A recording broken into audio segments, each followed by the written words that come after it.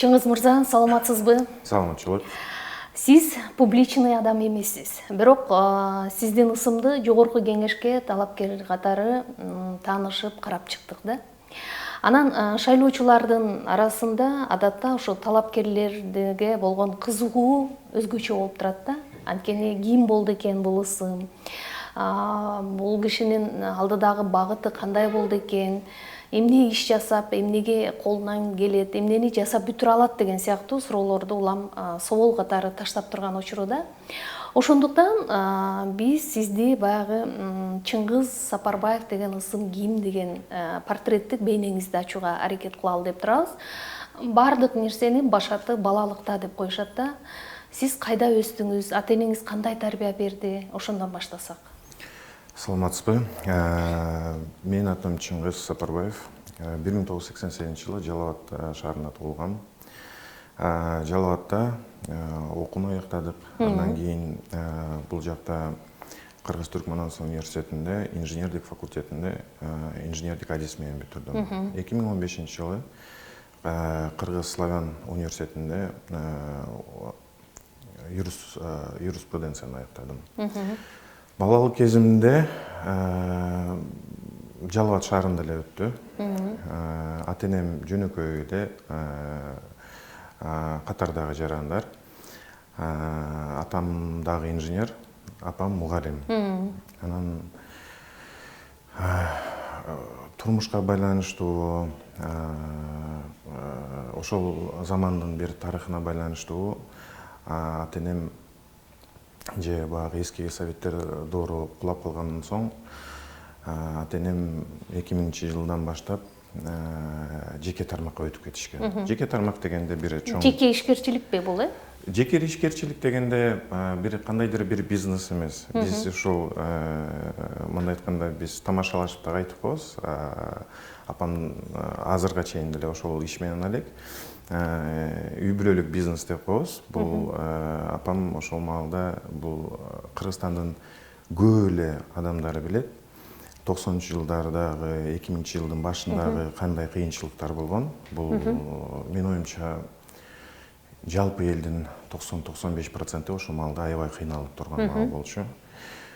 Мен ошол кездер аябай жакшы эсимде. Себебинде мен 12-15 жаштагы 12-13 жаштагы бала болчумун.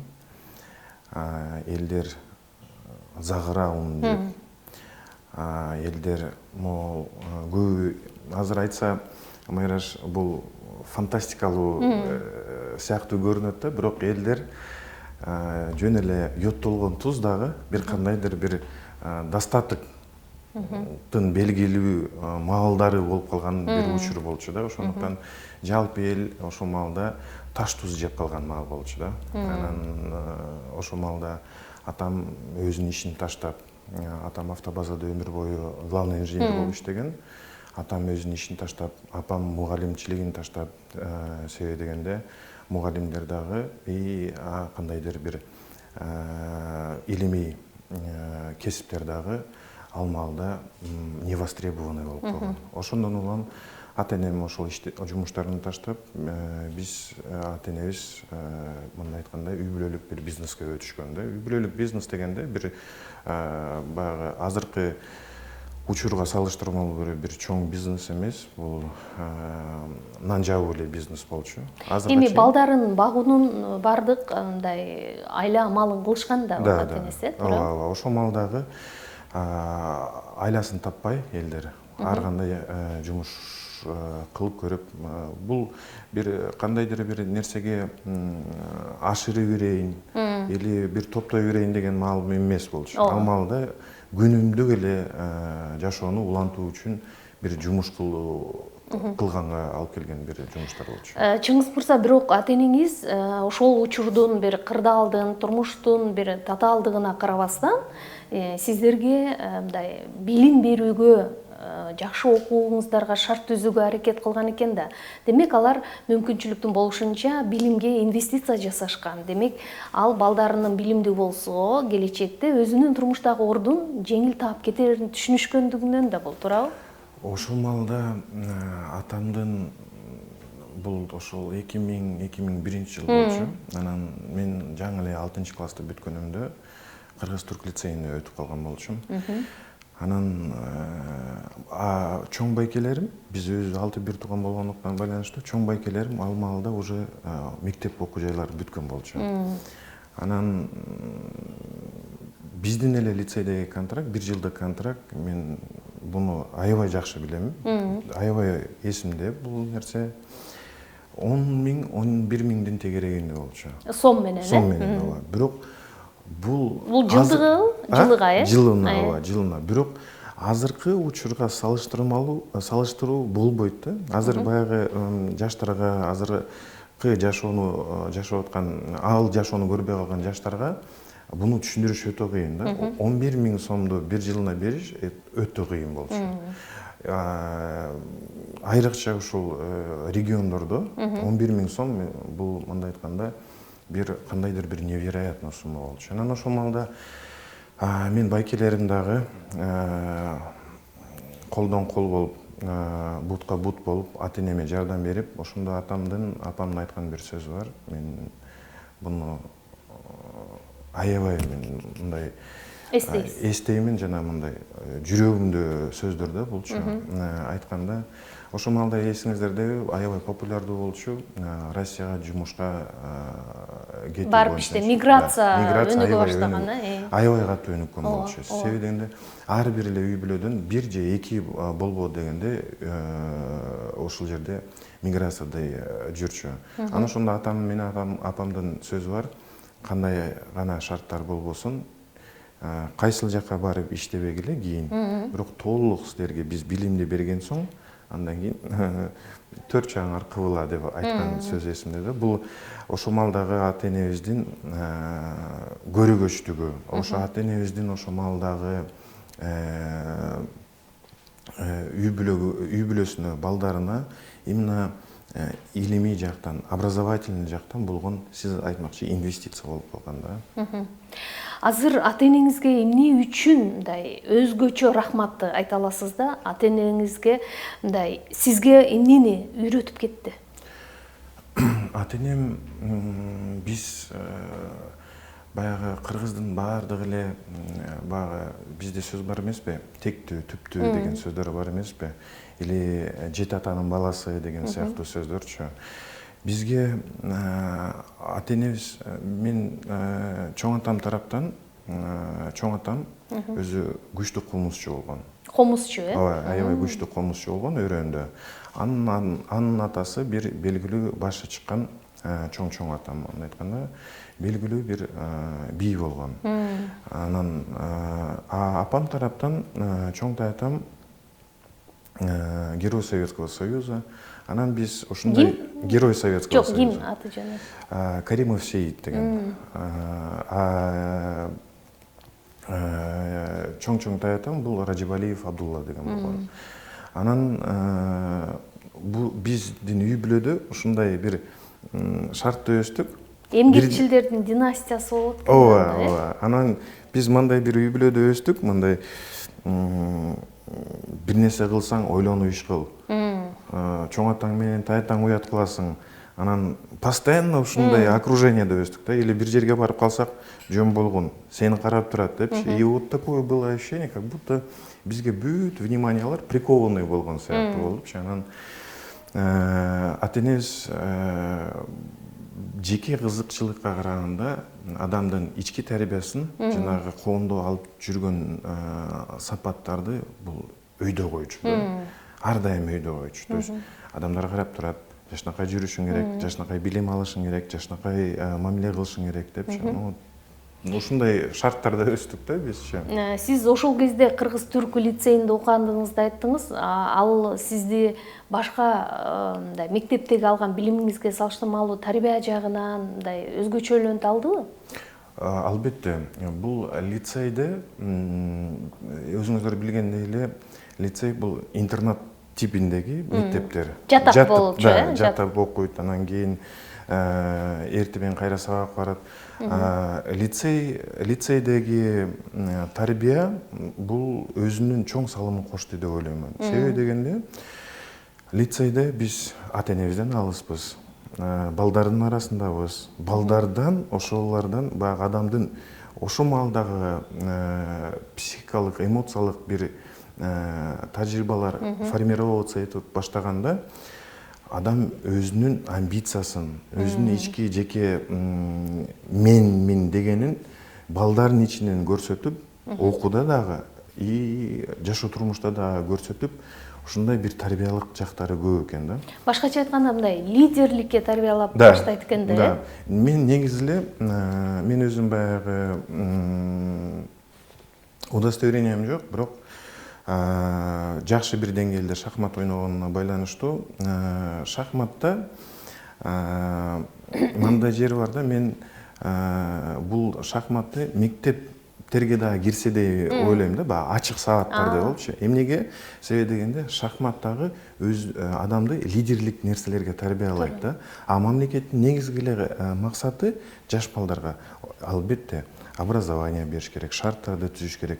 Бирок жаштардын арасында лидерлик адамдарды тарбиялоо да мамлекеттин милдети болуп эсептелет. Бул өтө маанилүү деп ойлойм. Да, өтө маанилүү. Себеби дегенде ошол лидерлер бизнес тармагында, саясий тармагында, экономикалык, геостратегия, геополитикалык тармакта определенный лидер адистерди, жөн эле адистерди эмес, именно лидер адистерди даярдаш керек деп ойлоймун.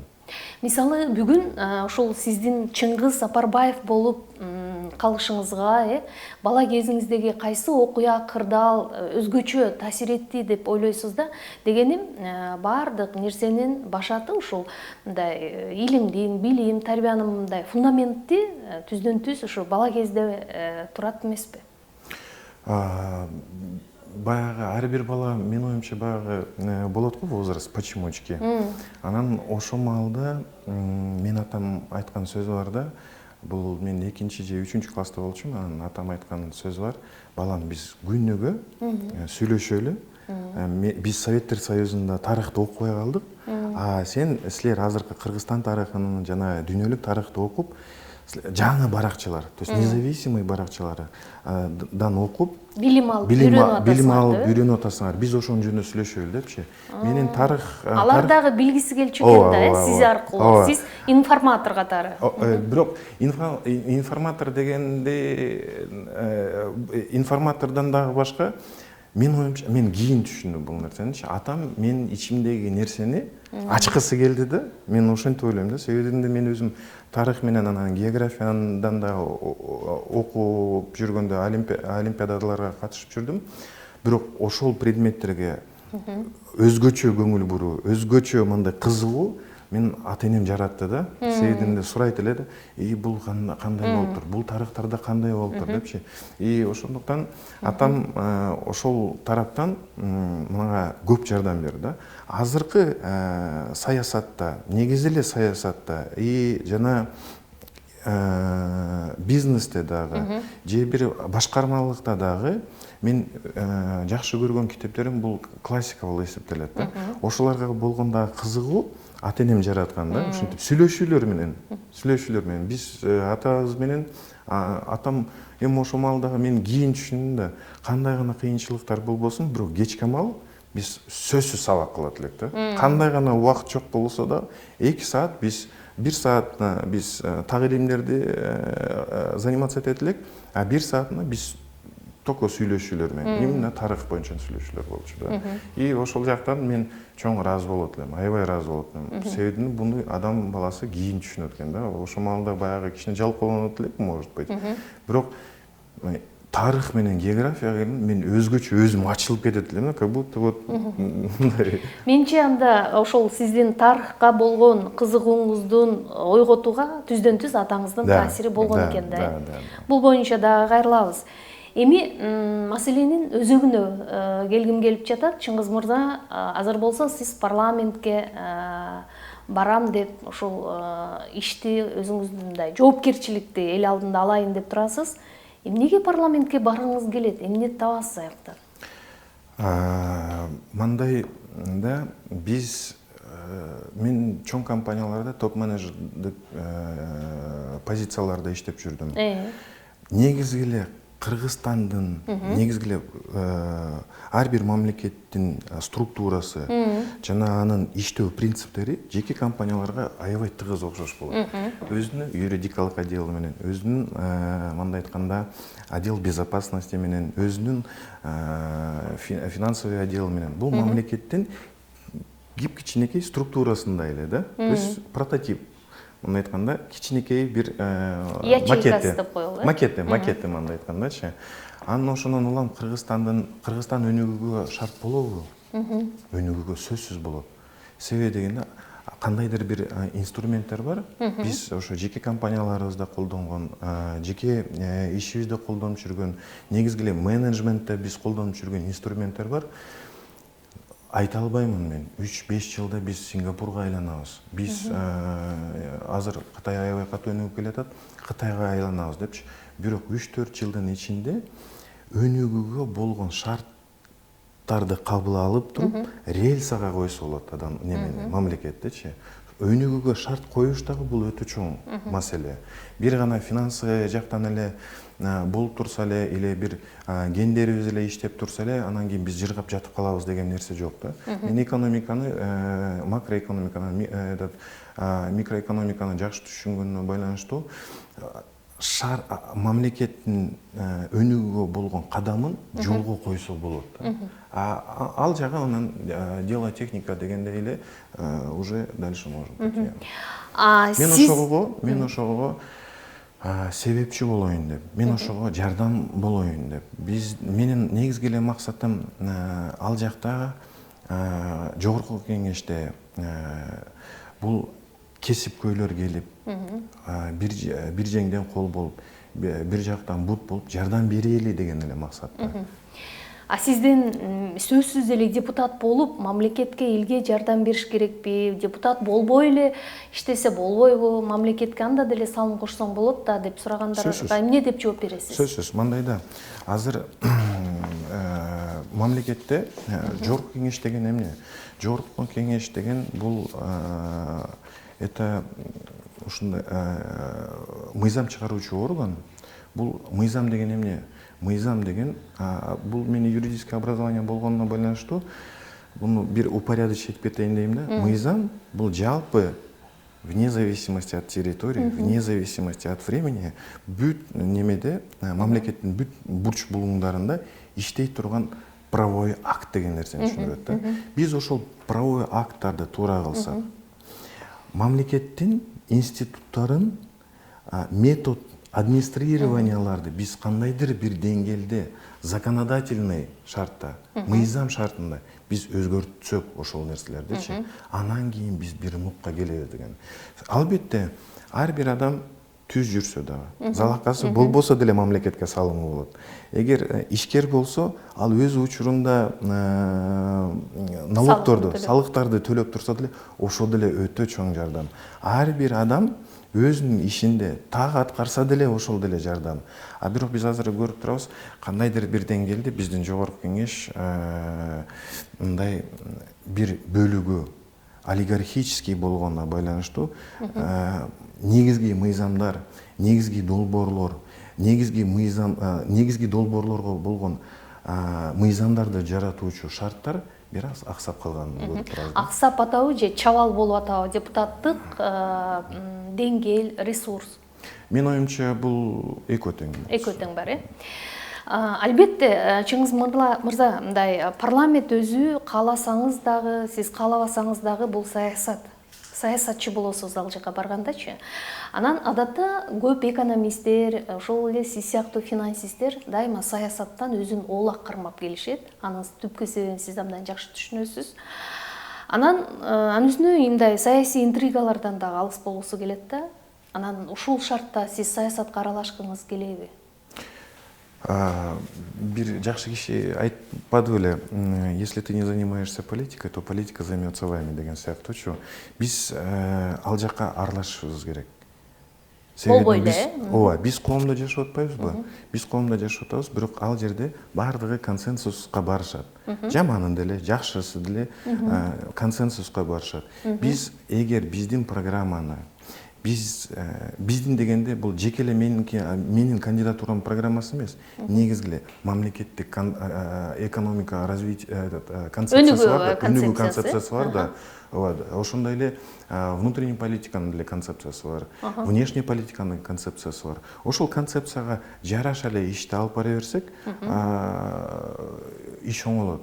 Бирок сиз айтып атпайсызбы, саясатчы болосузбу депчи. Мен биринчиден ал жака бир кесипкөй адам катары барайын деп атам. Экинчиси, каалайсың, каалабайсың, саясатчы болосуң. Бирок саясатчы бул даже үй бүлөдө деле саясат бар да. Туурабы? Себеби дегенде 2 адам бар жерде бийлик бар дейт, 3 адам бар жерде интрига бар дейт да. Ошондуктан бул саясат, интрига, бул каалайсың, каалабайсың, жогорку кеңеште жокпуз деле, сен иштеп аткан жеке компанияңда деле саясат болот да. Айтмакчы, саясатчылардан анда кимдерге мындай симпатияңыз бар? Азыркы саясатчыларданбы? Азыркыбы, мурункубу, мындай тарыхый личностька айланган саясатчыларданбы? Негизи эле андай личностьтар аябай көп. Мен өзүм айтып кеткендей, тарыхты жакшы билгенине байланыштуу, мен Кыргызстан тарыхынын түптөлүшүнө, Кыргызстан азыркы абалына келишине көптөгөн адамдар албетте себепчи. Бирок жакынкы тарыхтарды алып көрсөк, мен ушундай политикалык бир идеал катары мен 2 эле адамды айта алат элем. Бул биринчиси Турдукан Усубалиевич, Кыргызстан СССР менен 1965-жылдан баштап 85-жылга чейин 19-20 жыл башкарган инсан катары. Себебинде Турдукан Усубалиевичтин маалында Кыргызстан өндүрүш жагынан, саясий жагынан, экономикалык жагынан, азыркы биз геополитический кандайдыр бир оюнчу катары дагы көрүнүшүбүз Турдукан Усубалиевдин салымы аябай чоң. Себеби дегенде фундамент курган адам катары эсептейм да. Себеби ошол маалда эле жеңил өнөр жайында, сельхоз өнөр жайында көптөгөн иш аракеттер болгон. Ошол иш аракеттер азыркыга чейин таасирин тийгизип келет. Нарын дарыясындагы Каскар ГЭСтер, мен билишимче, Курупсай ГЭСи Турдукан Усубалиевдин наамында. Ошол сыяктуу чоң долбоорлор ишке ашкан. Бул мандайда даже жеке компанияда акчаң болсо эле, сен эл аралык деңгээлде иш алып барасың деген нерсе жок да. Ошол акчаны да туура иштетүү билүү, ресурстарды да туура колдонуу билүү, өз тармакка колдонуу билүү, бул өтө чоң акыл жана энергия жана башкаруу ыкма керек аябай. Экинчи адам бул аябай мен дагы сыйлайган адамдардын катарына кирген, бул Абсамат Масалиевич. Эмнеге? Себеби дегенде ошол на стыке веков деп коет го, баягы СССР куруп аткан маалдачы. Себеби дегенде ошол Орусиянын президенти айтмакчы, СССР бузулган, бул чоң геополитикалык катастрофага айланган депчи, алып келген. Кандай мааниде? Абсамат Масалиев 1985-жылдан баштап 90-жылга чейин башкарган. Бул азыркы Кыргызстанды кандайдыр бир катастрофага, кандайдыр ошол маалдагы 90-жылдагы кандайдыр бир мындай катаклизмге, саясий катаклизмдерге жол бербей туура өткөрүп берген. Буга чоң көрөгөч, чоң данышмандык, чоң акылмандуулук керек да. Себеби ошол айланасында жүргөндөр, мына Абдыганы Эркебаев, Казат Ахматовдор, кыргыз жалпы СССРдин депутаттары болгон адамдар. Булар демократиялык коомдун да башатында Ооба, тургандар. башатында. Себеби ошол адамдар эле легендарлуу парламентте түптөгөн. Андан кийин мен аябай таң калам да, жеке кызыкчылыкты четке коюп, мамлекетчилик кызыкчылыкты биринчи орунга коюп, ошол адамдар өткөрүп берген деп ойлойм да. Себеби дегенде биз канча көрдүк. СССР кулагандан кийин ошол мурунку СССРдин мамлекетинде мурунку биринчи секретарлар бийликке келишти. Алар республикага айланганы менен кандайдыр бир де фактода булар абсолюттук монархияга айланып калды. Элдерди наразычылыкка алып келди ал мамлекеттерде. А кээ бир мамлекеттерде жарандык согуштар болду. Ооба. Жарандык согуштар болду. Кандай деген кан төгүлүүлөр болду.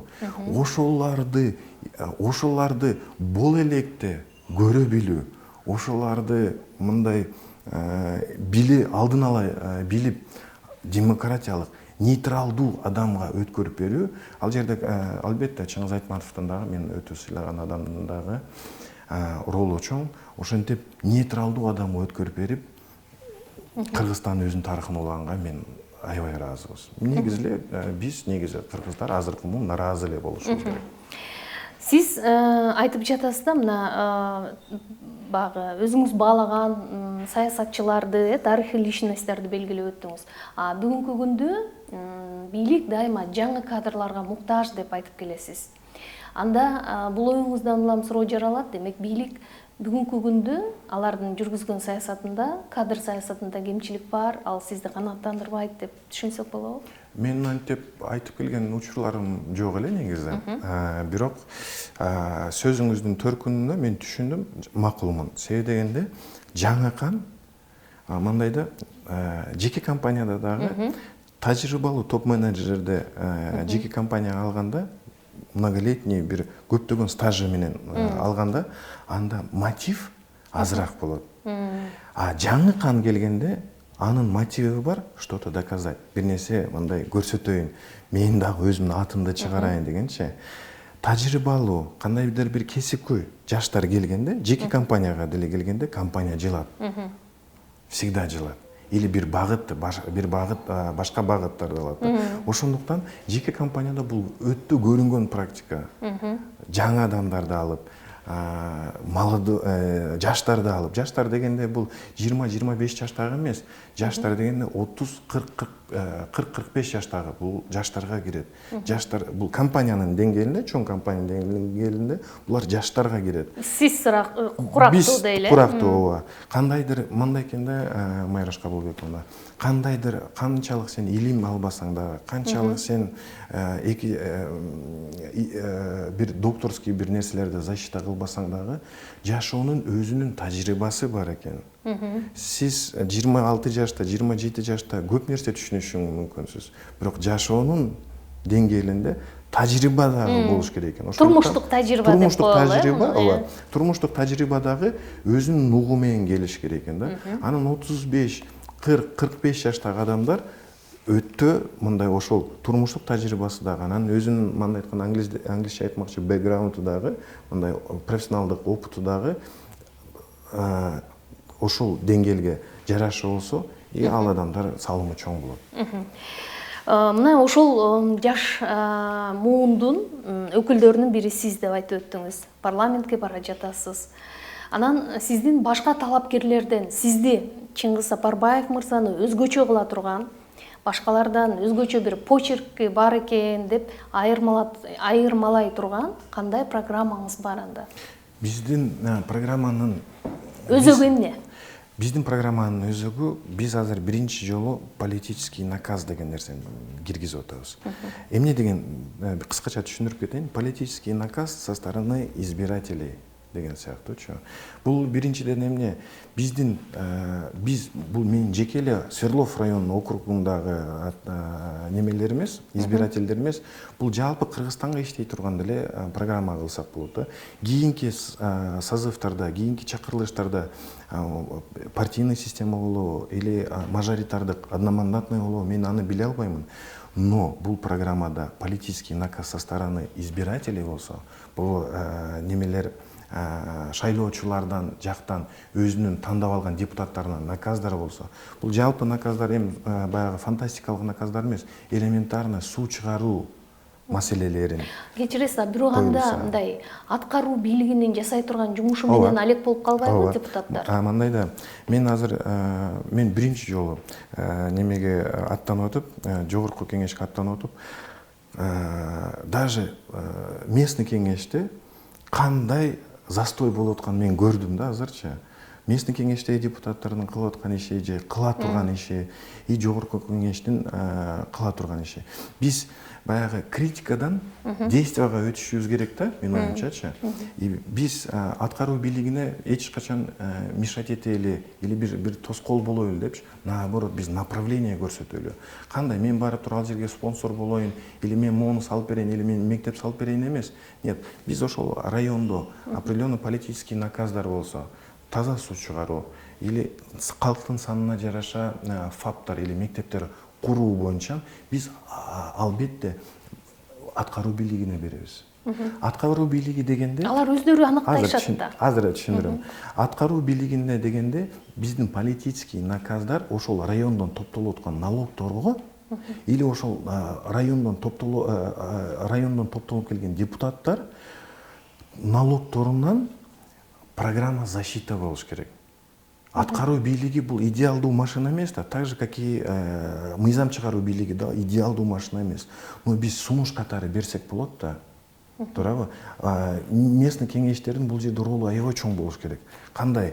Бюджет, защита бюджета. Биз анда киргизели деп атабыз. Защита бюджета. Например, Свердлов районунан менин бүгүнкү маалыматыма жараша бир 7 же 8 миллиард сом топтолот экен жылына.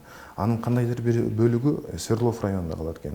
Биз даже ошол жерден 1% же 2% проектный сметадан талашса, аларчы, проект талашса дегенде революция катары эмес, бир жаңжал катары эмес, или өзүн кыйратып коюу максатында эмес. Нет, депутаттар, местный кеңеш менен жогорку кеңештеги ошол округдан чыккан депутаттар чогуу бир иш алып барса, жана ошол проекттерди мындай көрсөтсө аткаруу бийлигинечи, мындай проекттерибиз бар, ушуларды карап коюңуздарчы депчи. Бул жеке талашуу эмес, негизи эле ар бир районго өзгөчө көңүл бурулса депчи.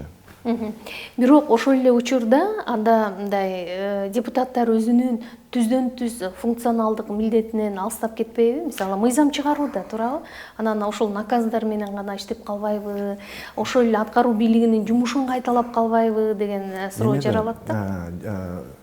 Анткеничи, сөзүңүзгө аралчы, мисалы, парламентте кээде депутаттар ошол эле округумда суу жок, баланчанчы көчө, баланчанчы үй дегенге чейин киргизип кетишет. Я поэтому говорю политический наказ. Саясий наказ деген бул мындай айтканда правовой документке айланыш керек. Понимаете? Бул жөн эле баягы кат түрүндө эле или жөн эле мындай эле мен ушуну каалап атам эмес. Жок, бул правовой документке кириш керек да. Биздин жогорку кеңештин депутаттары бул элдин көйгөйүнүн күзгөлөрү да. Элдин көйгөйүндө жалпы Кыргызстандын көйгөйлөрү ар бир округда божомол менен бирдей эле, туурабы? Бирдей эле болсо, значит, жанагы эле закондун немелери, принциптери келип атпайбы? Бүт жакта тегиз и вне зависимости от времени иштөө принциптеричи, мыйзамданчы. Биз бүт эле ошол округдагы примерно одинаковый эле проблемалар болсо, биз алардын күзгүсү болсок, законный акт чыгарайлы андачы. Соответствующий нормативно-правовой акт чыгарайлы, бүт жерде иштеп, и ошол жака определен, даже бюджет деген, это мыйзамда, бюджет мыйзамда, мыйзам менен бекитилет да бюджетчи, туурабы? Биз ошого шарт түзөлү деп атам, мыйзам чыгаруу шартын түзөлү деп атам да. Бюджетти жөн эле алып эле частный компанияда эле акт расхода или акт расхода кылып эле жаппайбыз да бизчи, расходник кылып эле жаппайбыз да. Бул нормативно-правовой документ менен жабылат да. Биз ошого шарт түзөлү деген маанидачы. Сиз азыр Бишкектин Свердлов районунан бара жатасыз, Бул райондун көйгөйүн толук таанышып, билип чыктыңызбы? Ооба. Көйгөйлөр аябай чоң экен. Көйгөйлөр аябай чоң экен. Бирок бүт эле көйгөйлөрдү элдин арасына чыгарып, и буну бүт күчтү жумшаса дагы бир күндө өзгөрүп кете турган нерсе сыяктуу көрсөтпөш керек. Основной проблема водоснабжение. Таза суу менен камсыздандыруу жыл массивтерге. Экинчиле мен буну дагы биринчи деп коюп атам, бул шаардын ичинде жашаган биринчи хотя бы ошону оңдойлу деген маанидә айтып атам да. Шаардын ичиндеги көп кабаттуу үйлөрдүн лифттин проблемасы. Жаңыртуу. Лифттин проблемасы бул өтө эле чоң экен. Үчүнчүсү бул освещение. Бул деле көп каражат талап кыла турган нерсе эмес. Төртүнчүсү бул жолдор. Жолдор дегенде кандай маанинде? Жолдордун бүт жыл массивдери ар бир көчөсүн, ар бир немесин төшөө эмес, основной магистралдарды оңдоо, анын айланасында тротуарларды да оңдоп кетүү. Алматинканы көрүп турасыздар. Алматинкадан баштап Жибек жолуга чейин и андан нары дагы бир аз жасалган, бирок Жибек жолуга чейин кафелер толтура и тротуарлар жок. Шаар жок, адам басканы дагы шаар жок.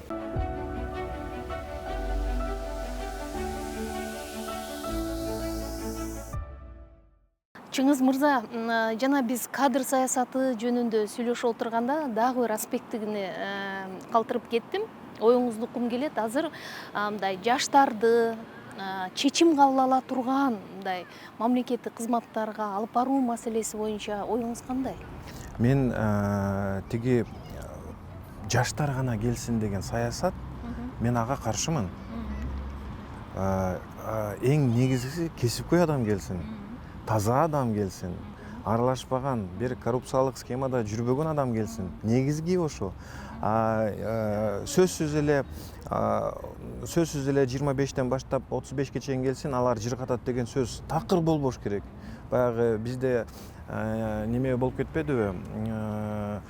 Неме келсин депчи, жаштар келсин депчи. Жок, андай эмес. Жаштар эмес, жаштар келсин. Бирок эгер ал тажрыйбасы туура келсе, кесипкөйлүгү туура келсе, негизги эле максат меритократия. Вот бардыгы эле айтат да, меритократия дейт. Меритократия от возраста же не зависит жить. Адамдын жашоосуна не зависит жить. Бирок кандайдыр бир себептен зависит. Ошондуктан мен негизги эле мамлекеттик органдардын ичинен маданият министрлигин өзгөчө белгилегим келет. Эмне үчүн? Маданият министрлиги бул, мындай айтканда, центробежная сила всей системы должно быть. Бул өзөгү маданият министрлигичи. Бирок маданият министрлигине көп мамлекеттер катачылык кетирет. Себеби дегенде маданият министрлигин сыйлык берүү органга айландырып алышкан. Кандайдыр бир артисттерге, кандайдыр, ал сөзсүз түрдө болуш керек определенный. Бирок это политика образующее министерство. Именно саясий министерство болчу. Себебинде идеологияны, маданиятты, жана башка ушул сыяктуу мамлекеттин основасы турган нерсени маданият министрлиги иштеп чыгат. Бул мындай айтканда бүт министерство и ведомстволордун өзөгү болуп эсептелет. Маданият министрлигине чоң мамлекеттердечи, мындай айтканда, жаштар эч качан келген эмес. Себебинде биз жаштар технический нерселерди түшүнүшү мүмкүнбүз. Бирок жашоо тажрыйбага, идеологияга, маданиятты биз возраст менен түшүнүп келет экен. Кааласаң дагы, каалабасаң дагы 30 жашында түшүнө турган нерсени, 40 жашта түшүнө турган нерсени 30 жашында эч качан түшүнө албайт экенсиң. Башкача айтканда, мисалы, жаштар, жаңы жүздөр келиш керек деген маселе бул популисттик көз караш болбош керек экен да, Ооба. Жаштар эле келсе эле жыргатып берет, андай эмес. Кесипкөй адам келсин. Меритократиянын негизги максаты бул кесипкөй адам келиш керек да. Бул жаш келсе эле жыргатып берет деген нерсени түшүндүргөн жок да. Ошондуктан баса белгилеп кетип атам да. Маданият министрлигинде бул целый, даже кадровый политиканы алып кете турган министрлик. Бул госкадровый службага айланбаш керек. Мен андай майында айткан жокмун. Нет, негизги эле маданият, культура и национальная идентичность, улуттук идентичностьты түзө турган бул маданият министрлиги. Ошол жерге чоң мамлекеттерде неге 60-65 жаштагы министрлер келген? Себебинде ошо жашоо тажрыйбасына ылайык министрликтин саясатын алып барат. Анын ичиндечи. Ошонун эле түздөн түз функциясы бул меритократияны алып келди. Кандай меритократия? Кесипкөй адамдар келсин. Именно кесипкөй адамдар келсин. Жаш эле жаш болсо эле эмне болуп тур? 3 университетти кызыл менен бүтүшү мүмкүнсүң. Бирок сен 15 жыл, 20 жыл тажрыйбаң жок болсо, бул сен залака алып келип каласың. Себеби дегенде мамлекеттик кызматтар бул бир гана технический навык эмес да, бул көбүнчө менеджмент. А менеджмент бул возраст менен келет экен. Мисалы, кандай ойлойсуз, ушул жаштардын деги эле жалпы, мисалы өзгөчө элит жеринде жаш, жаңы өсүп келаткан муундун билим алуусуна болгон мындай көз карашы бүгүн сизди канааттандырабы? Анткени кээде айтышат да, мындай коом бир деградация болуп баратат, коомду бир агартуучу же коомду бир нукка салуучу мисалы улуттук идеология иштелип чыгыш керек депчи. Буга кандай карайсыз? Туура да. Мен ошо азыркы мурунку сурооңузга жооп катары Маданият министрлигин белгиледим да. Ошол идеология иштелип чыкса, кандайдыр бир программа иштелип чыкса, негизги эле бүт нерсени камтый турган культураны, маданиятты, образовательный сфераны камтый турган определенный программа иштелип чыгыш керек да. Ошол. Муну кантип ишке ашырыш керек? Ким жасаш керек? Буну Маданият министрлиги негизги эле бир концепция чыгарылыш керек. Бул аткаруу бийлигинде дагы, мыйзам чыгаруу бийлигинде дагы баарлашып соответствующий бир тиешелүү бир Маданият министрлигине адам келсе, алар өздөрү эле тез эле программа ойлоп табат. Негизги эле максат Маданият министрлигин сыйлык берүү органга айландырбаш керек. Мен ошону айткым келет. Это я всегда белгилегим келет бул нерсени. Себебинде мамлекет иште дагы, үйдө дагы техникалык суроолорду чечүү оңой эле. Бирок дух берип, идеологияны берип, бир багыт берип, бул көптөгөн тажрыйба керек. Мисалы ушундай эле мамлекеттик структуралардын башка, мисалы министрлик, ведомстволордо ушундай өзүнчө бир багыт керек деп эсептейсизби? Азыркы алган багытынан тышкары. Биз Советтер Союзун жамандай беребиз да, кандайдыр бир белгилүү себептерденчи. Советтер Союзунун ар бир государственный органда, негизги даже армияда, милиция кызматкерлеринде политический отдел деген болгон. Правкомдор или политический отделдар. Булар именно идеология менен иштеген да. Ар бир мамлекеттик орган, даже жумушта деле, жеке компанияларда кадровый службанын максаты жөн эле кадрды алуу эмес да. Ишкананын негизги саясий багытына жараша структураны түзүш да. Устат болдубу сиздин жашооңузда? Мен жашоомдо устат атам менен эле апам болду ошойт.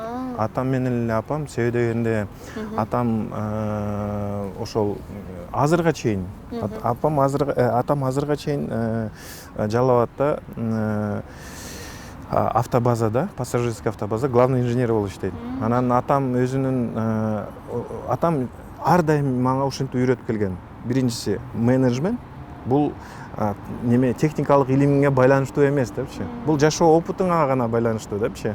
Техникалык илимди сен 40 жаштан кийин деле ала беришиң мүмкүнсүң деген да. Бирок адамдар менен баарлашуу, адамдар менен мамилеге келүү, алар менен коммуникацияны дагы көп көңүл бурчу да. Апам дагы ошого көп көңүл бурчу. Мисалы жашооңуздачы мындай эмне көбүрөөк тынчсызданасыз азыр ойлонуп көрүп? Адамдардын ден соолугуна. Эмнеге? Себеби дегенде менин ой жүгүртүүм экономическое развитие это не зависит от ВВП. Мен каршымын. ВВПнын показатели, ички дүң продукциянын показатели бул экономиканын жыргатканына байланыштуу дегенге мен өтө каршымын. Себеби дегенде 60-70 жылдары Нобель сыйлыгын алган экономисттер туруктуу экономикалык өнүгүү деген түшүнүктү киргизген да. Бул ВВП менен ички дүң продукция менен байланышы жок. Особо байланышы жок бунунчу. Себеби дегенде адамдын жалпы ден соолугу начар болсо мамлекетте, коомдо ден соолукка кылган чыгымы көбүрөөк болуп кетсе, көп пайда тапкандын пайдасы азыраак болуп калат. Ошондуктан мен көбүнчө неме кылат элем, немеге көңүл бурам. Устойчивое экономическое развитие. Устойчиво. Туруктуу деген. Туруктууга ВВПнын эч кандай тиешеси жок. ВВП бул өндүрүштүн кандай? Товар өндүрүштүн жана услуганын жалпы санын белгилейт, мындай айткандачы. Бирок бул туруктуу өнүгүүгө таптакыр тиешеси жок. мен көбүнчө адамдардын ден соолугуна, негизги нациянын ден соолугуна. Сизди бул жагдай анда кабатыр кылат экен да, Ооба.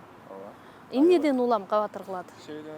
Биз адамдар ден соолугубузга көңүл бөлбөй калдыкпы? Жашоо образыбыз мындай кайдыгер карап атабызбы? Жашоо образда эмес. Бул жерде негизи эле саясат. Кандай маанилүү саясат?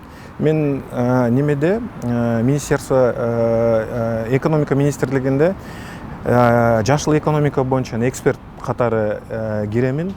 Жашыл экономика жашообузга келсе деген эле маанилүү да. Жашыл экономика деген эмне? Жашыл экономика дарак эгүү, сууну чыгаруу гана эмес. Бул комплексный мера да. Себеби дегенде адамдын баалуулугу, ден соолук болсо, анын жашаганы болсо, биз ошону дагы камтып кетишибиз керек. Развитиедачы. Бир гана биз оор өндүрүштөр или химикалык өндүрүштөрдү өндүрөлү деп экономиканын кирешесин көбөйтүп, бирок адамдардын ден соолугу начар болсо, ал мамлекеттин келечеги жок. Бутунан турушу да кыйын болот, Өтө. Мисалычы, Кыргызстандачы сиз жакшы билесиз го, көп эле мындай мамлекеттик программалар кабыл алынып келди да. Мисалы менин эсимде 40 кадам, анан кийин дагы 40-жылдарга мындай мисалы 10 жылдык баягы орто, кыска, анан узак мөөнөттүү стратегиялык пландар. Анан бирок карапайым эл үчүн анын кандай программа кабыл алынат, ал баары бир. Бирок ошолордун көпчүлүгү мындай декларативдүү түрдө эле калып калды да, ишке ашпайчы. Анан ушул чыны менен эле мисалы биздин реалдуу жашообузду чагылдырып, анан реалдуу ишке ашышы керек үчүн эмне рычаг керек? Жөнөкөй бир рецепт барбы? Жөнөкөй рецепт жок. Жөнөкөйлөштүрүш керек, татаал рецепти. Бирок жөнөкөй рецепт эч качан жок. Акылбек Усенбековичтин айткан сөзү аябай жакты. Могу жылдын башындачы KPI системасын киргизебиз депчи. То есть адамдын потенциалына жараша иштин критериялык оценкаларын киргизебиз. Бул туура нерсе. Себеби дегенде жогору жактан түшкөн поручениялар, жогору жактан түшкөн указдар, наказдар линейный подразделенияда исполнение болуш керек да. KPI жеке компаниямда меники кандай? Биз бир кандайдыр бир чечим кабыл алсак, аны биз структурасын түзөбүз, кандай иштеш керек алчы. И үчүнчүсү эле анан кийин контроль исполнение. Ал кандай ар бир немеде, багытта, ар бир уровеньде кандай аткарылып келип атат. Аны независимый белгилеш керек. Бул боло берет. Кыргыздарда сөз бар го, боло берет. Мындай болуп кетиш керек эле, тигиндей болуп кетиш керек эле. Болбойт да, андай нерсе жок. Эл мамлекеттин саясий багытына жараша өзгөрөт. Себеби дегенде мен кумир тутпаймын. Просто историянын, тарыхтын негизинде эле сүйлөп атам да. СССРдин 30-жылдагы өнүгүүсү агрардык мамлекеттен индустриалдык мамлекетке айланышынын себептери мамлекеттин башында тургандардын эрктүүлүгү болгон да. Эгер эрк болсо, анын үстүндө контроль болсо, мамлекеттин ичинде жашап аткан жөнөкөй жарандар аны туура көрөт, всегда туура көрөт. Эгер чын дилинден болуп атса, они могут подстроиться, ал багытка келе алат мамлекеттин адамдары. Мисалы сиз жеке компаниянын жетекчисиз да, анан жана жогоруда айтып өтпөдүңүзбү? Бул ушул мамлекет эле ушул модельди окшош эле депчи, башкаруу модели. Анан сиздин мындай жумуштагы принциптер, баалоо системасы кандай? Ошол эле иштин натыйжалуулугун баалоо. Ооба, иштин натыйжалуулугу биз определенный бир кандайдыр бир чечимдерди кабыл алган соң, топ менеджерлер менен кандайдыр бир чечимдерди кабыл алган соң, андан кийин уже линейный подразделенияларга, алардын заместительдерине или алардын мүдүрлөрүнө тарай баштайт. И ар бир этапта контроль и исполнение. Биз ошону гана эле требуем. Ал 8ден баштап сөзсүз 6га чейин отуруш эмес, даже керек болсочу. Ал ошол өзүнүн багытын жапса, өзүнүн багытын исполнение кылса, и ал ар бир исполнение ал салымын кошот. Бул мындай айтканда ключик звено, ар бир позиция өз ордунда болуш керек. Ар бир позиция өзүнө жараша өтө маанилүү болот. Өзүңүздү эл аралык деңгээлдеги топ менеджер катары эсептеп айттыңыз да. Албетте бул абалга жетүү үчүн мындай билим, тажрыйба алдыңыз, топтодуңуз дегендейчи. Учурда сиз үчүн мисалы бул жаатта мындай өнүгүү Кыргызстандын экономикасына бир таасир эте турган тенденциялар эмне деп эсептейсиз анда? Өнүгүшүнөбү? Өнүгүшүнө шарттар аябай көп. Бул биринчи очередь Кыргызстан геополитикалык бир геосаясий орун алган ордудагы аябай маанилүү. Себебинде биз Орто Азиянын дагы, негизги эле Азиянын дагы ортосунда жайгашканбыз. И Кытайдын азыркы один пояс, один путь деген программасы жүрүп жатат. Биз бул инструменттер менен колдонушубуз керек. Кытай, Кыргызстан, Өзбекстан темир жолун курдурууга шарттарды түзүшүбүз керек. Бирок bundan дагы маанилүү болгон промышленностьти көтөрүшүбүз керек. Өндүрүштө көтөрүшүбүз керек. Мен ушул күнгө чейин бир дагы өкмөттө көрбөдүм. Карта промышленного потенциала дейт да. Өндүрүштү өнүктүрүү картасын иштеп чыккан жок да. Эч ким иштеп чыккан жок. Биз базар экономикадабыз. Мында фактически базар экономикасындабыз да. Мында айтканда базарлар менен эле жашап келип атабыз. Алдым саттым менен жашап келип атабыз. Өндүрүшкө көп көңүл бурбай калган болчу. Кандайдыр бир себептерден.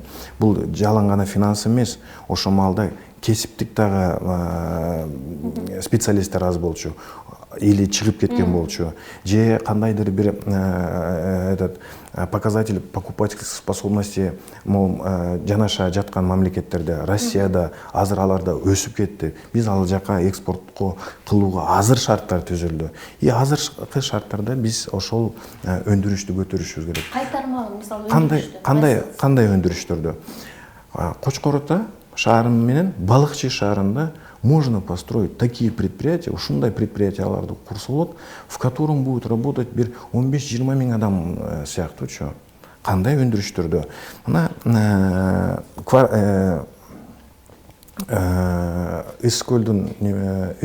Кочкор жака кетип атканда кварцевый месторождениялар бар, определенный месторождениялар бар, кальций месторождениялар бар.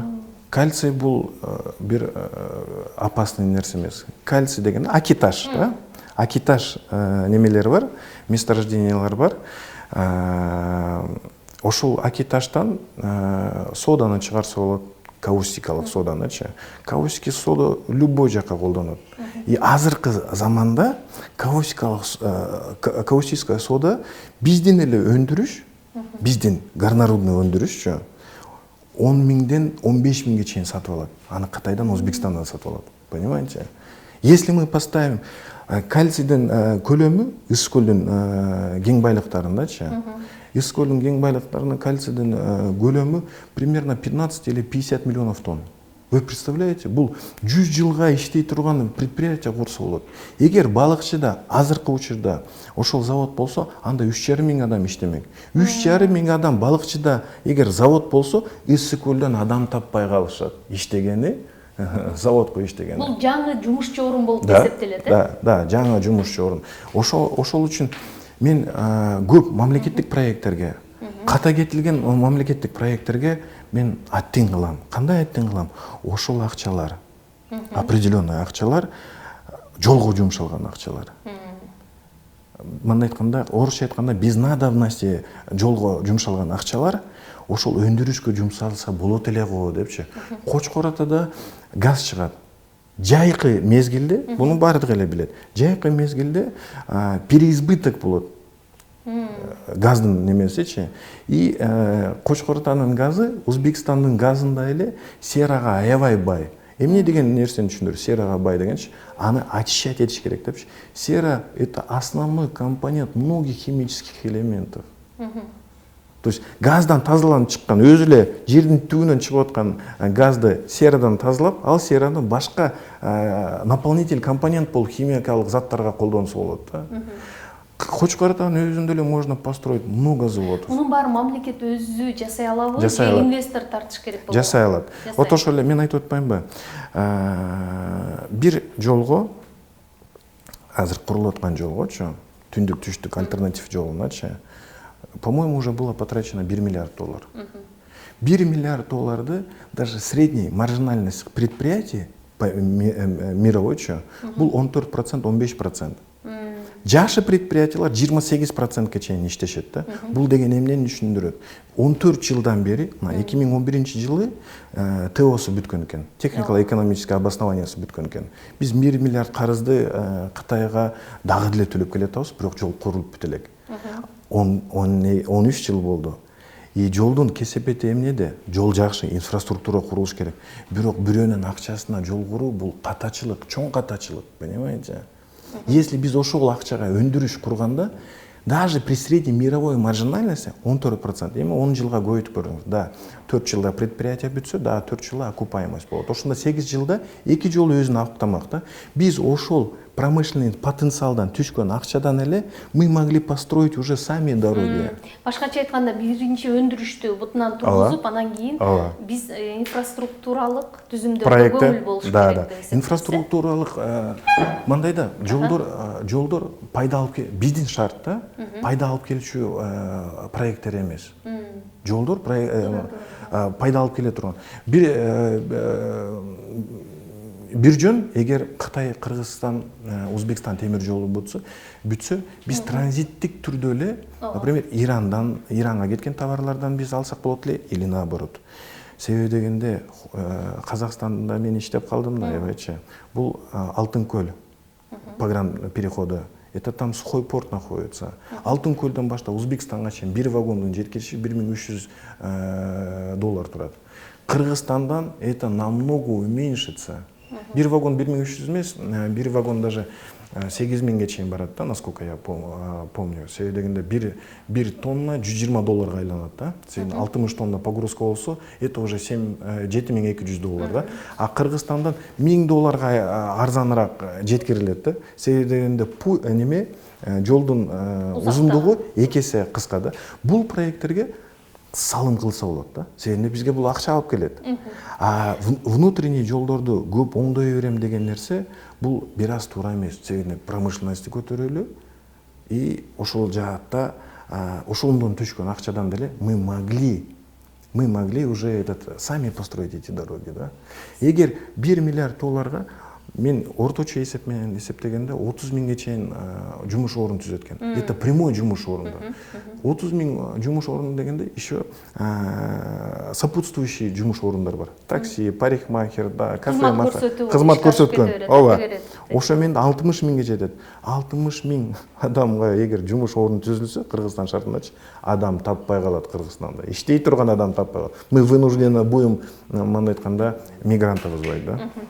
Сиз бул бир чети эгерде парламентке келе турган болсоңуз, ушунун баардыгын сиздин бир программанын мүмкүн өзөгү катары жол болсо, бир өнүгүүгө карата мындай сизден рецепт катары карасак болот экен да. Анан муну угуп отуруп мындай суроо пайда болот да. Сиз өзүңүз буга чейин ишке ашырган мындай кайсы долбоор менен бүгүн сыймыктана аласыз?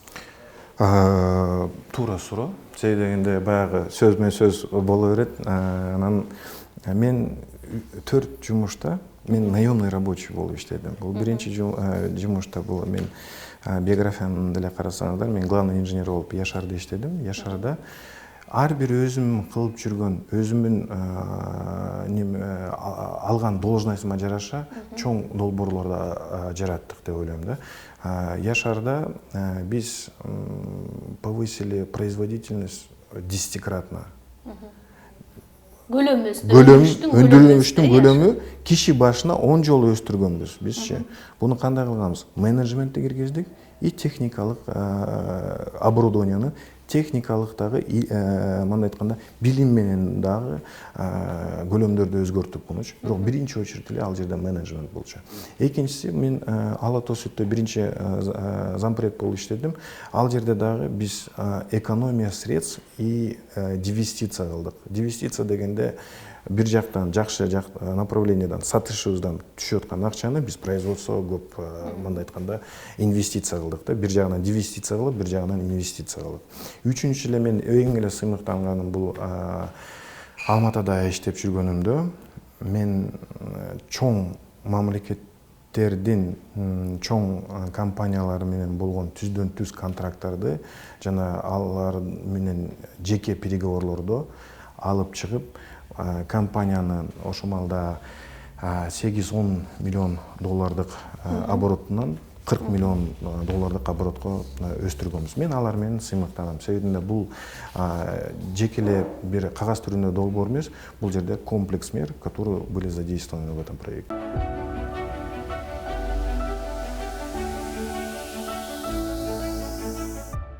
Турмуштун чындыгы ар кандай, бирок марага келбей калсаңыз, бул сизди мындай капа кылышы мүмкүнбү? Жок.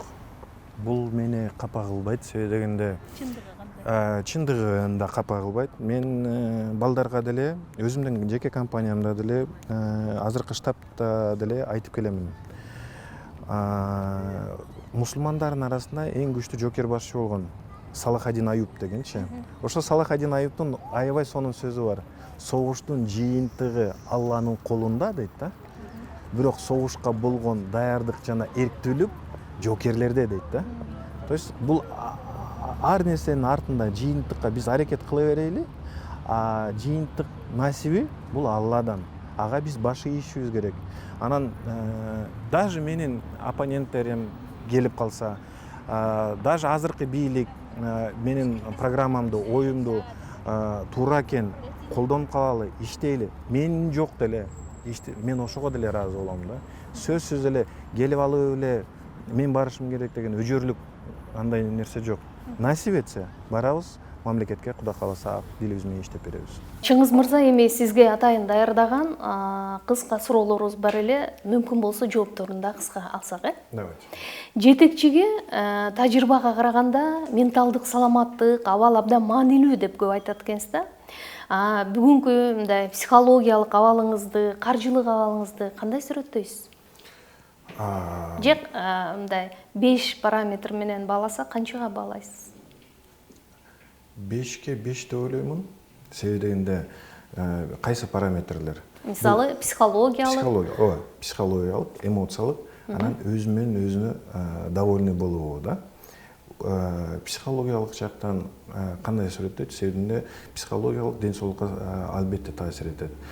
Мен жумушумда, үй бүлөмдө и ден соолугумда баары жакшы. Значит, бул параметрлер менде 5 деп ойлоймун да. Каржылык абалыңыз? Каржылык абалым катардагыдай эле дегенде 5ке жете элек. 5ке это в денежном эквиваленте вы что имеете, сиз кандай мааниде айтып атасыз мен билбеймин, бирок мен өзүм менен канааттандырамын. Эң сонун. Азыркы абалыңызга, тактап айтканда, статусуңузга канааттанасызбы?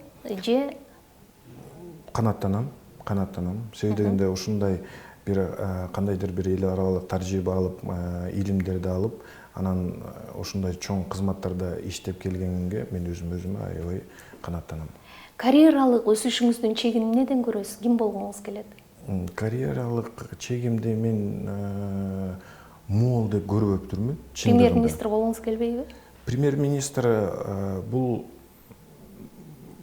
Генерал болуунуз эңсебеген солдат эмес. Ооба, бул и да и нет, наверное. И да и нет. Но больше бирок ооба деп ойлойм да. Болгум келет. Бирок ошол маалда эң эле негизгиси элдин жүгүн мойнума алып, ответственность алып, бирок эң эле негизгиси тажрыйбам ошого деңгээлге барып калса керек, жетип калса керек, жетип калууну каалайт элем. Адам өзүн толук бактылуу сезиши үчүн эмне керек деп ойлойсуз? Ден соолук. Ден соолук. 3, 5, 10 жылдан кийин өзүңүздү кайдан көрөсүз? Аналитик катары божомолуңуз. 3, 5, 10 жылда кайсыл жерде болбосом дагы үй бүлө менен бактылуу, ден соолуктуу болгум келет. Тарыхка, тарыхый личностторго өзгөчө кызыгууңуз бар экен. Азыркы тарыхый инсандардын арасынан кимисинин менен мындай жолугушуп чай ичкиңиз келет? егер было бы машина времени, ким менен жолукмаксың депчи, я всегда все время говорил, тарыхка кызыкканыма байланыштуу мен биринчиден пайгамбарыбыз менен жолугуп көргүм келет эле депчи, сүйлөшүп көргүм келет эле. Сүйлөшпөсөм дагы мен аны угуп көргүм келет эле, мен жанында туруп көргүм келет эле. Эң сонун. Сизге берилген эң жакшы кеңеш кайсы болгон? Же кайсы? Апамдын айткан сөзү бар. Бул кичинекейибизде эле айтылып келаткан сөз болчу. Кийин бирок мен кызматтан кызматка өтүп баштаганда чет элде ана апам аябай сонун сөз айткан болчу, ошол маалда төбөң асманга жетип атса да бутуң жерде болсун деп. Сиз жасаган адаттан тыш жумуш кайсы? Мен жумушуман сырткары көбүнчө үй бүлө менен болгум келет. Себеби дегенде мен мындай айтканда салыштырмалуу кеч уулдуу болгон, балалуу болгонума байланыштуу мен үйгө эле тарта берет элечи. Эң сонун. Андан сырткары шахмат и настольный теннис. Сонун. Эгерде сизде тандоо мүмкүнчүлүгү берилсе, мурунку каталарыңызды оңдойт белеңиз же келечекке көз чаптырат белеңиз? Мен каталарымды оңдогум келбейт. Себеби дегенде кечээ эле сүйлөшүп калдым мен бир акылдуу адам менен. Бул баягы случайно жолукпайт экенсиң да. Биз себептер дүйнөсүндө жашайт эмеспизби? Кандайдыр бир себептер, кандайдыр бир каталар, кандайдыр бир деңгээлде тажрыйба дагы берип, ошол тажрыйбаны, ошол каталарды сезип, биз өсөбүз, астыга кетебиз. Жашоодо бүт эле нерсе идеал боло берсе, менин оюмча, бул адамды мындай айтканда курчабайт, курч кылбайт. Сиз үчүн бүгүнкү күндө өзгөчө кызыктуу болгон инновация же жетишкендик деп эмнени белгилеп айтасыз? Искусственный интеллект. Искусственный интеллект, себеби дегенде мен бирде өзүмдүн баракчамда аналитика жазганмын. Майрам боло берсин, например, майские праздники, да, майдагы болгон майрамдар 12 күн, 15 күн эс алабыз да. Ошол маалда искусственный интеллекттин өнүгүүсү мага аябай жагып атат да. Себебинде ошол эле фискальный органдар, ошол эле международный банковский системалар искусственный интеллекттин иштөөсүнө келет. Буну туура колдонуш керек. Жалгыз гана туура колдонушубуз керек. Ар бир адам окуй турган 3 китеп кайсы? Мен бул китептерди азыр карап чыктым. Интервью башталып аткан. Мен бул ылдыйда 2 эле китепти окуп алыпмын, башкасын баарын окуп көрүпмүн. Анан бүт эле китептери мага жагат, бирок эң эле белгилей турган нерсе бул китептердин арасында Виктор Гюго, «Человек, который смеется». Экинчи китеп бул Достоевский, «Кылмыш жана жаза». Үчүнчүсү бул Чыңгыз Айтматовдун «Плахасы». Себеби дегенде Плахада ар бир сиз кандайдыр бир деңгээлде журналист жана режиссерсуз да, сиз дагы геройду ачасыз да. Кинорежиссер, он раскрывает с помощью камеры героюнчу, актер катары. А китепте жазуучунун негизги максаты, миссиясы бул геройду ачуу. Ошол эле Плахада Авдий Калистратов менен Бостон Уркунчиевдин образдары. Кылмыш жана жазасында кылмышкердин образын ачуу. Виктор Гюго «Человек, который смеется» да, Урус менен берги медведьтин образын сүрөттөп ачып, жана саясий дагы моменттер аерде көп. Поэтому ошол 3 китеп аябай жагат. Сизге жакшы натыйжаларды берген мыкты кеңеш? Турмуштан колдонуп келе жатасыз? Турмуштан бизде мындай по-южному айтканда бир сөз бар десеңиз, лабиз дегенчи. Бул персидче сөз, мен өзүм персидский языкты билгенине байланыштуу айтып атам. Мындай айтканда, эгер кол алышtыңбы, артка кайтмай жок. Биз буну чоң компанияларда убадага бекем. Себеби чоң компанияларда деле буну кылып жүрдүк. Репутация жылдап түзөлүп келет да.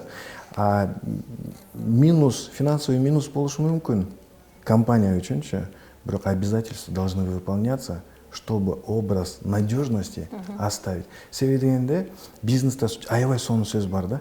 Бизнес прощает невежество дейт да. Адамдын жаман жоруктарын кечириши мүмкүн дейт да. Но никогда не прощает непредсказуемость дейт да. бир күнү бир болуп, бир күнү бир болуп, үчүнчү күнү дагы башка кейипти кийген адам бизнесте вообще не прощается.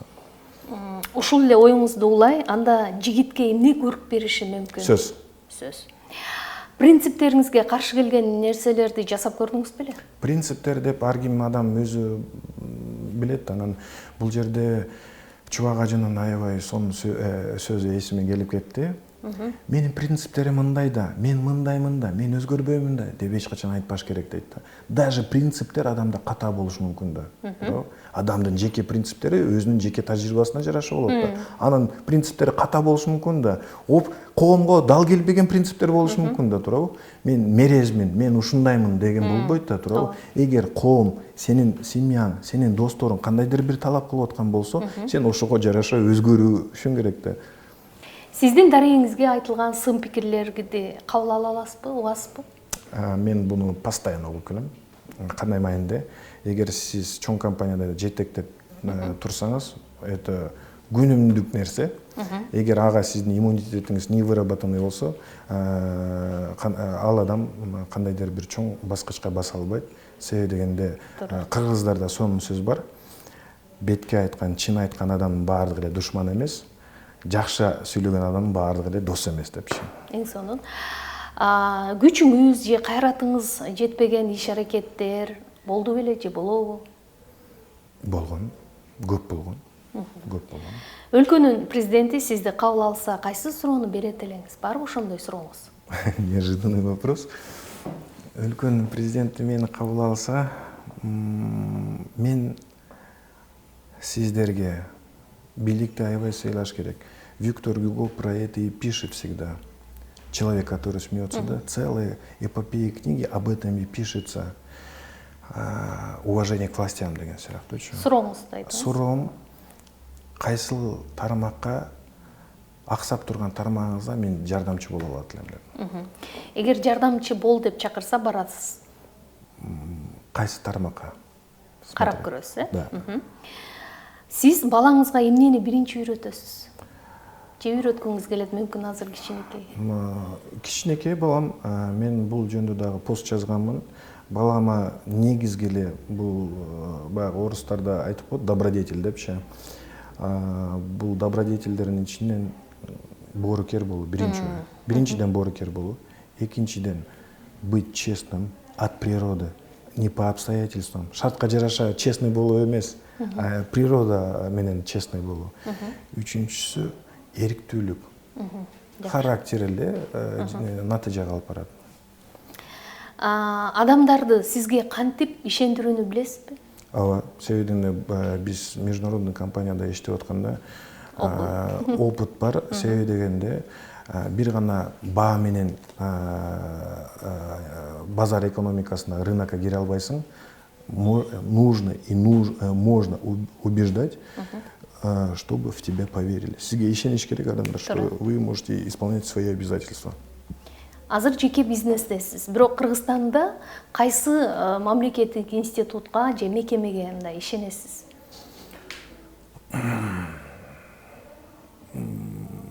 Бул эми бардык параметр жагынан алганда. Ишенбейм деген суроо болсо, тезирээк мушу жооп бермекмин. Антип ойлоп көрбөпмүн, мен кайсыга ишенем депчи. Алардын ичинен, возможно, андай жок кой деп ойлоп атам. Кыйын, э? Саясатчыларга ишенесизби? Саясатчыларга кандайдыр бир деңгээлде керки саясатчыларга алардын кылып аткан ишине карап, азыркы кылып аткан ишине карап, мурун ишенбейт элем. Жаңы келип атышкандачы, мен чын айтып атам, мен ишенбейт элем. Бирок акыркы жылдагы иш аракеттерине карап, мен ишенип баштадым. Бул азыркы бийлик жөнүндө сөз эмеспи? Ооба, азыркы бийлик жөнүндө сөз. Өлкөдөн көчүп кеткиңиз келген учур болду беле? Мен сырт жакта көп жыл иштегенине байланыштуу мекенди сүйүү кандай экенин мен билем да. Кайрадан тескерисинче Кыргызстанга келгиңиз келген учур болгон экен, э? Ооба. Кыргызстанга өлүм жазасы керекпи? Жок. Өлүм жазасы эмнеге керек жок? Себеби дегенде сот реформасы жана прокуратура, милиция кызматкерлер кандайдыр бир идеалдуу мыйзам чегинде иштеп баштаганда гана керек болбосо, бирок адамдык факторлор дагы бар. Туура эмес чечимдерге дагы алып келиши мүмкүн. Бирок эң эле негизгиси бул бийликтин давлениясы кылышы мүмкүн. Бийликтин дегенде бул президенттин же премьер-министрдин эмес, бул бийлик жергиликтүү бийликтин, же ошол эле прокуратура кызматкерлеринин, же ошол эле милиция кызматкерлеринин якобы болгон кылмышкерлерге болгон давлениясы күчөйтүшү мүмкүн. Соңку суроону берейинчи, бош убактыңыз болобу? Бош убактым болот. Эмне иш кыласыз? Эмне менен алектенген жактырасыз? Жана Хоббиңиз барбы? жана айтканымдай эле мен ушул шахмат менен тенниске аябай кызыгам. Анан мүмкүн болгон сааттарда эле тенниске барам, а шахматта өзүмдүн дүйнөлүк приложениеда аккаунтум бар, күнүгө ойноймун. Баягы айтып калбадымбы, мен кеч балалуу болдум да. Анан үйгө келсем эле баланын сезимин, баланын жанагы житин, анан бала менен болгон мамиле мен эми көрүп баштадым да. Анан ошондуктан мен көбүнчө эле бала менен болуп калып атам да. И мне это больше нравится. Эң сонун. Анда ушул жакшы нотада жыйынтыктайлык маегибизди. Ийгилик каалайбыз алдыда барада.